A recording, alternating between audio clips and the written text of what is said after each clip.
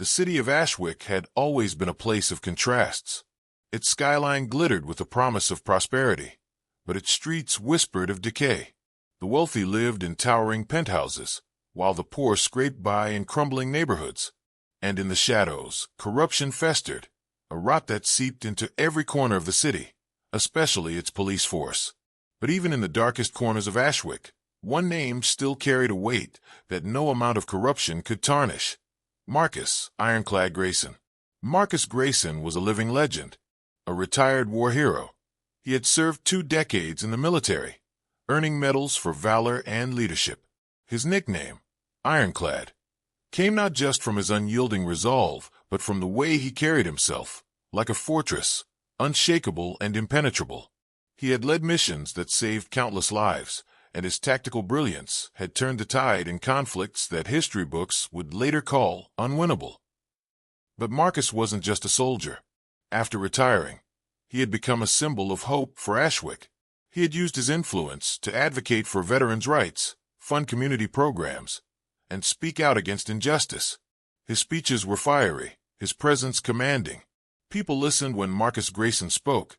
Now, at 58, Marcus had stepped away from the spotlight. He lived in a modest house on the outskirts of the city, surrounded by tall trees and the quiet hum of nature.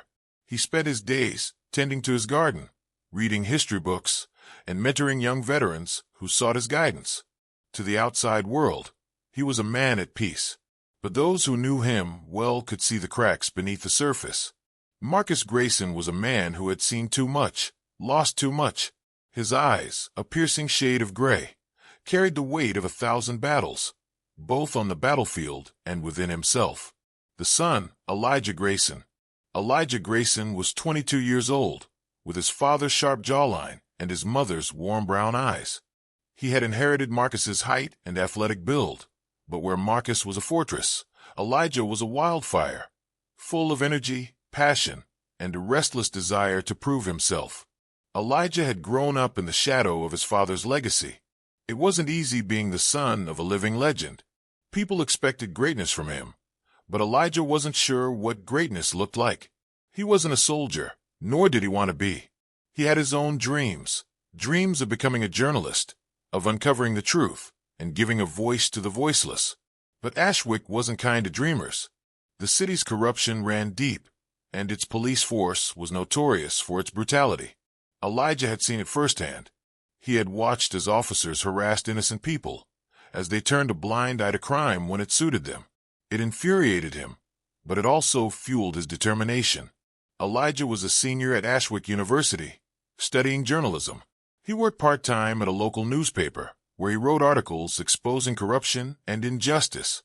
His work had already earned him a reputation as a rising star, but it had also made him enemies.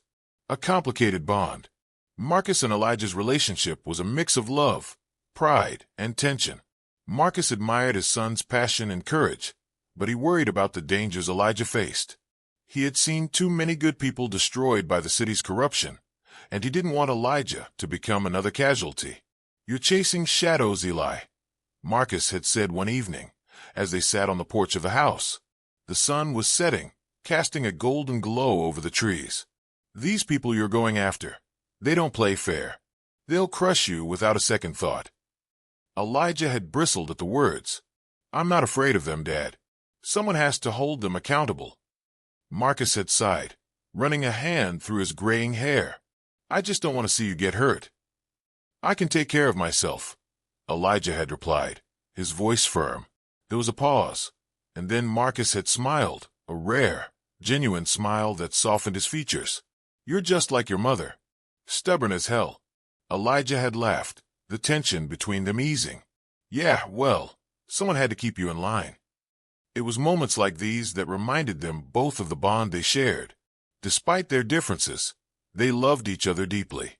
Flashback, a father's pride. One memory stood out vividly in Marcus's mind. It was from Elijah's high school graduation. The boy, no, the young man, had stood on stage, delivering a speech that left the audience spellbound. He had spoken about justice, about the power of truth, and about the responsibility they all had to make the world a better place. Marcus had sat in the audience, his chest swelling with pride.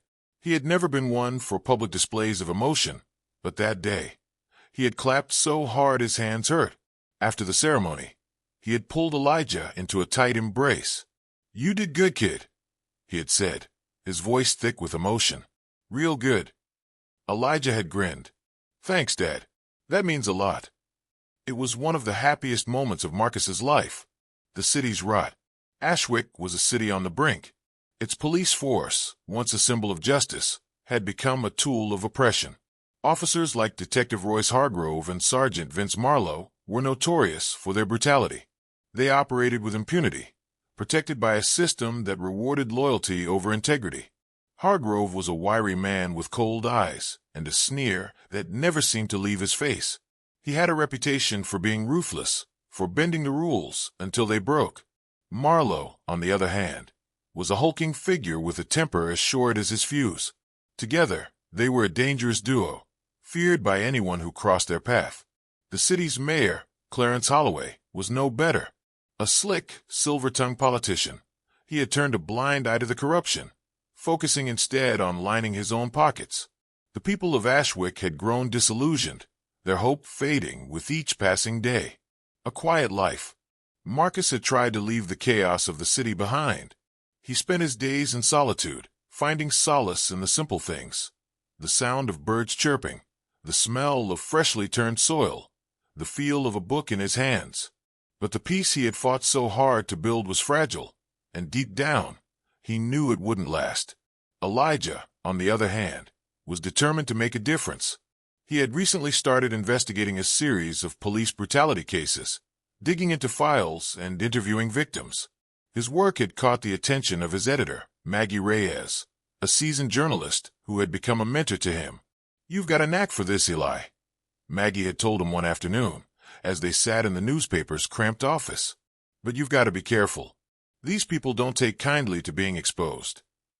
Elijah had nodded, but his determination hadn't wavered. He was willing to risk it all for the truth. The calm before the storm. The days leading up to the inciting incident were deceptively calm. Marcus and Elijah spent a weekend together, fishing at a nearby lake. They talked about everything and nothing, sports, books, the state of the world. For a brief moment, it felt like the old days, before the weight of the world had settled on their shoulders.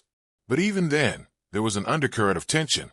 Marcus could sense that Elijah was holding something back, but he didn't press. He trusted his son to make his own choices, even if they scared him. As they packed up their gear and headed home, Marcus clapped a hand on Elijah's shoulder. "You're going to do great things, Eli. I know it." Elijah had smiled, but there was a sadness in his eyes that Marcus couldn't quite place. "Thanks, Dad. I hope so." It was the last time they would ever speak. The rain fell in sheets, turning the streets of Ashwick into a slick, shimmering maze. Neon signs flickered in the downpour, casting eerie reflections on the wet pavement. It was the kind of night where trouble seemed to lurk around every corner. Elijah Grayson was walking home from the newspaper office, his backpack slung over one shoulder. He had stayed late to finish an article, a piece exposing a recent case of police brutality.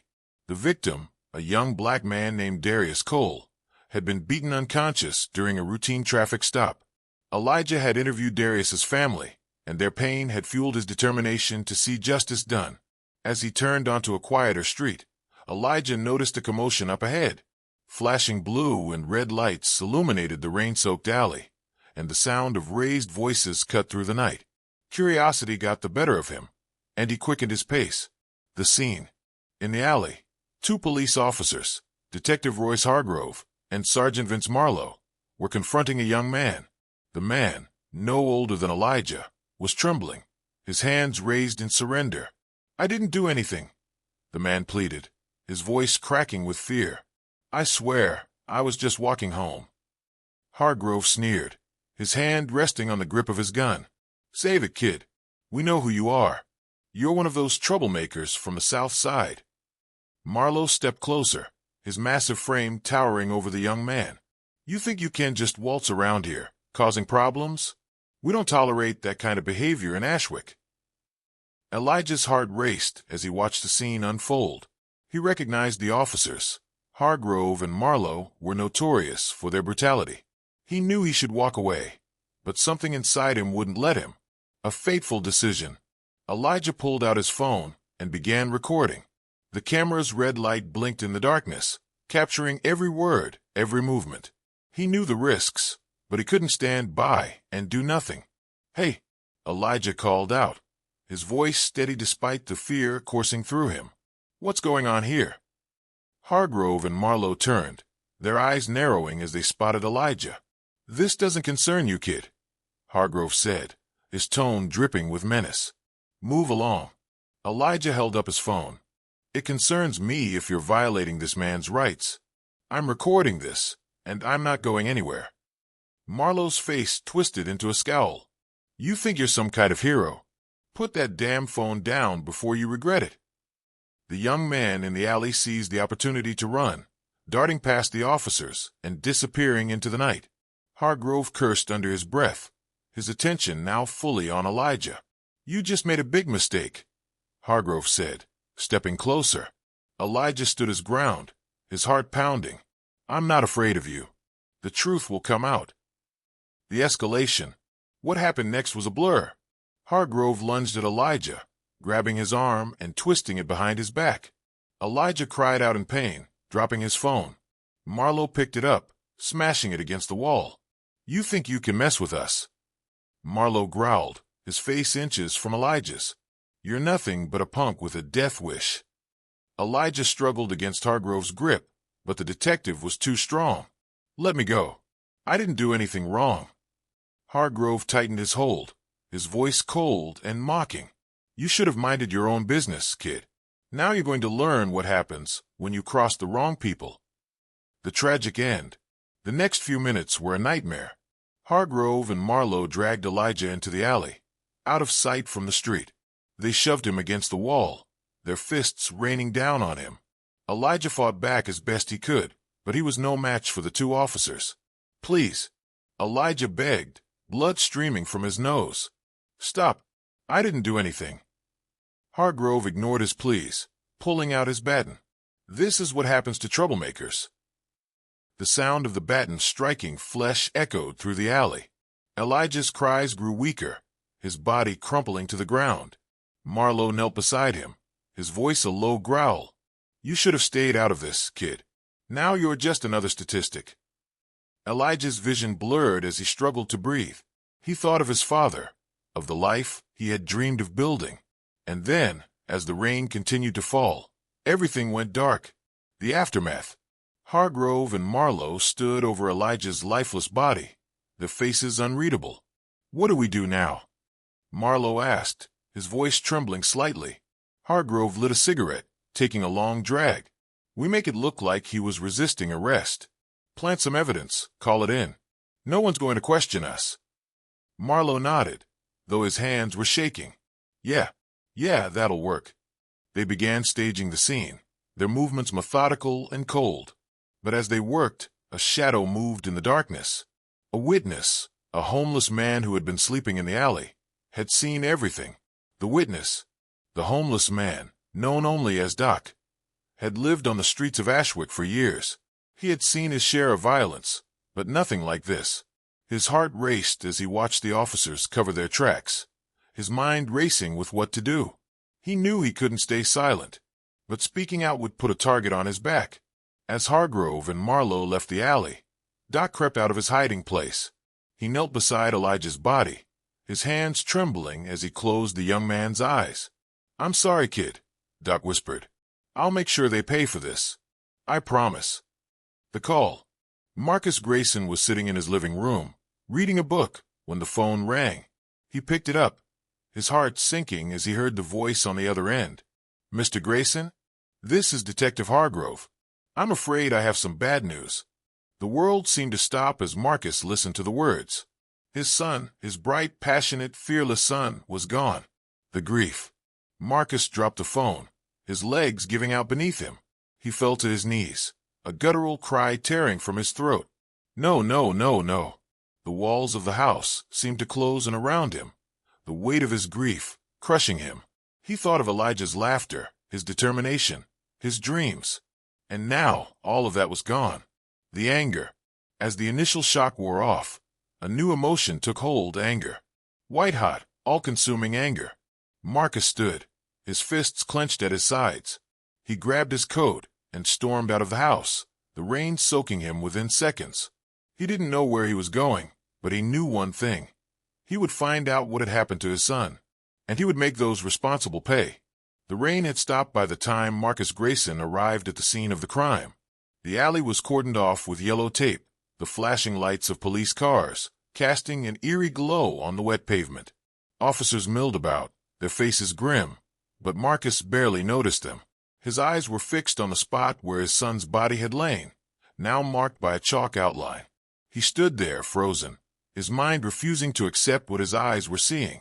This couldn't be real. This couldn't be happening. Mr. Grayson? The voice snapped him out of his daze. He turned to see Detective Royce Hargrove approaching, his expression carefully neutral. "I'm sorry for your loss," Hargrove said, his tone flat, almost rehearsed. Marcus's hands clenched into fists at his sides. "What happened?" Hargrove hesitated, his eyes darting to the ground. "Your son was involved in an altercation with a suspect. He resisted arrest, and things escalated." Escalated. Marcus's voice was low, dangerous. "You're telling me my son is dead because of an escalation?" Hargrove held up his hands, a placating gesture that only fueled Marcus's rage. "We did everything we could, but your son was uncooperative. He was a threat to public safety." Marcus took a step forward, his towering frame looming over Hargrove. "My son was a journalist. He was a good kid. He wouldn't have." "I understand this is difficult," Hargrove interrupted, his tone hardening. "But the facts are the facts. Your son made some poor choices, and now he's paying the price." Something inside Marcus snapped. He grabbed Hargrove by the collar, slamming him against the wall of the alley. The other officers rushed forward, but Marcus didn't care. "You listen to me," Marcus growled, his voice trembling with fury. "My son didn't deserve this, and I'm going to find out what really happened. If you had anything to do with it, I swear to God, you'll regret it." Hargrove's face paled, but he didn't respond. The officers pulled Marcus away, their hands rough and unyielding. "Get him out of here," Hargrove barked, straightening his uniform. Marcus didn't resist as they led him away. His mind was racing, his heart pounding in his chest. He needed answers, and he would stop at nothing to get them. The grief. Marcus returned home, the weight of his grief pressing down on him like a physical force. He sat on the edge of Elijah's bed, staring at the photos on the wall. Elijah as a child, grinning from ear to ear. Elijah at his high school graduation, his cap tilted at a jaunty angle. Elijah at the lake, holding up a fish with a look of triumph on his face. Tears streamed down Marcus's face as he picked up one of the photos, his hands trembling. "I'm sorry, Eli," he whispered, his voice breaking. "I should have protected you. I should have been there." He thought of all the times he had warned Elijah to be careful, to stay out of trouble. He thought of the last conversation they had, the unspoken words that now haunted him. "I just wanted you to be safe," Marcus said, his voice barely audible. "But you were always so much braver than me. You saw the world for what it was, and you wanted to change it. And now you're gone." He buried his face in his hands, his shoulders shaking with sobs. The pain was unbearable, a gaping wound that would never heal. The rage. As the hours passed, Marcus's grief began to harden into something else, rage. A burning, all-consuming rage that demanded action. He stood, his fists clenched at his sides. "I won't let them get away with this," he said, his voice low and steady. "I won't let them take you from me and walk away like nothing happened." He grabbed his coat and headed for the door, his mind racing with plans. He would start with the scene of the crime. He would talk to witnesses, gather evidence, and expose the truth. The investigation begins. Marcus returned to the alley, his eyes scanning the area for anything the police might have missed. He noticed a small, crumpled piece of paper lying in a puddle near the wall. He picked it up, his heart skipping a beat as he realized what it was. A receipt from a nearby convenience store, dated the night of Elijah's death. He headed to the store, his steps quick and purposeful. The clerk, a middle-aged man with a tired expression, looked up as Marcus entered. "Can I help you?" the clerk asked. Marcus held up the receipt. "Were you working the night this was printed?"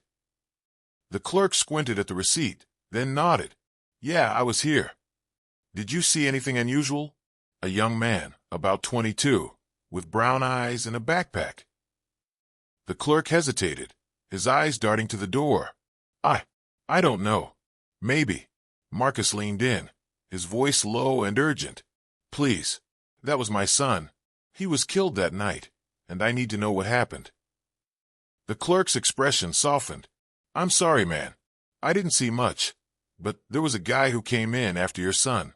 He looked scared, like he was running from something. He bought a pack of cigarettes and left in a hurry." Marcus's heart raced.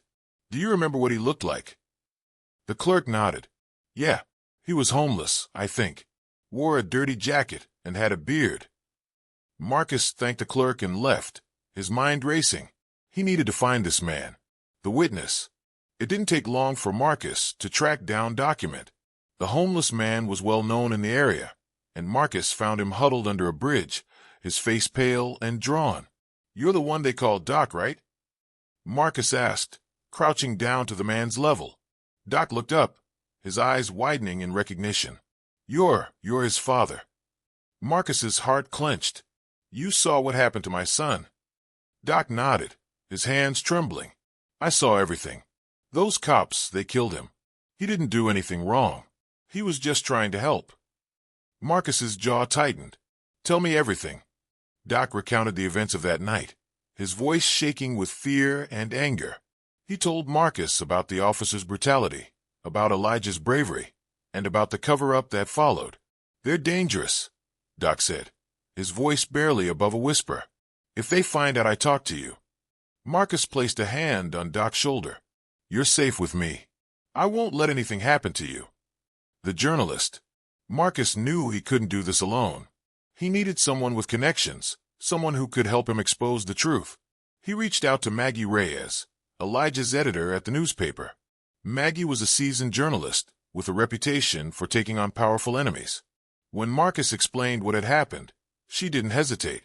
"I'll help you," Maggie said, her voice firm. "Elijah was one of the best reporters I've ever worked with. He deserves justice." Together, Marcus and Maggie began piecing together the evidence. They interviewed witnesses, dug through police records, and uncovered a pattern of brutality and corruption that went all the way to the top. The confrontation. As the evidence mounted, Marcus's rage grew. He confronted Hargrove and Marlowe at the police station, his voice echoing through the halls. "You think you can hide behind your badges?" Marcus shouted, his eyes blazing. "You think you're untouchable. You're wrong. I'm coming for you, and I won't stop until you're held accountable for what you did to my son." Hargrove sneered, but there was a flicker of fear in his eyes. "You're wasting your time, Grayson. No one's going to believe you." Marcus leaned in, his voice low and deadly. "We'll see about that." Marcus Grayson sat alone in his living room, the dim light of a single lamp casting long shadows across the walls. The house was silent, the kind of silence that felt heavy, oppressive. It had been weeks since Elijah's death, and the weight of his grief had only grown heavier. But grief wasn't the only thing consuming Marcus now. There was something else, something darker, more primal. It was a rage that burned in his chest, a fire that refused to be extinguished. He had spent his life fighting for justice, for what was right. But now, faced with the corruption that had taken his son, he found himself questioning everything he had ever believed in. He stared at the photo of Elijah on the mantel, his son's smile frozen in time. "I'm sorry, Eli," Marcus whispered, his voice rough with emotion. "I try to do things the right way, but they don't play by the rules. And if I want to make them pay, I might have to break a few of my own." The decision. Marcus had always been a man of principle. He had spent his life upholding the law, fighting for justice within the system. But the system had failed him. It had failed Elijah. He thought about the evidence he and Maggie had uncovered, the witness statements, the damning police reports, the trail of corruption that led all the way to the top. It was enough to bring down Hargrove and Marlowe, But Marcus knew it wouldn't be enough. The system would protect them. They would walk away, just like they always did. And that was something Marcus couldn't accept. He stood, his fists clenched at his sides. "If the system won't give me justice," he said, his voice low and steady, "then I'll take it myself." The plan. Marcus spent the next few days preparing. He reached out to old contacts, calling in favors and gathering resources. He knew he couldn't do this alone, but he also knew he couldn't trust anyone completely. He met with Maggie in a secluded park, the two of them sitting on a bench under the cover of darkness. "I need your help," Marcus said, his voice low. "But I need you to understand the risks. If we do this, there's no going back." Maggie nodded, her expression grim. "I'm in. Elijah was like a son to me. I'm not letting them get away with this." Together, they finalized the plan. They would expose the corruption publicly, using a rally as a platform to reveal the truth. But Marcus knew it wouldn't be enough to just expose them. He needed to confront them directly, to make them face the consequences of their actions. The rally. The rally was held in the heart of Ashwick, in a square surrounded by towering buildings. A crowd had gathered, their faces a mix of anger and hope. Marcus stood on the stage, his presence commanding the attention of everyone in the square. "My name is Marcus Grayson," he began, his voice carrying over the crowd, "and I'm here to talk about justice." He spoke about Elijah, about his son's dreams, and his passion for truth. He spoke about the corruption that had taken his life, about the officers who had killed him and the system that had protected them. "But this isn't just about my son," Marcus said, his voice rising. "This is about all of us. This is about the kind of city we want to live in. A city where justice isn't just a word, but a reality." The crowd erupted in cheers, their voices echoing through the square. But Marcus's eyes were fixed on the edge of the crowd, where Hargrove and Marlowe stood, their faces pale with fear.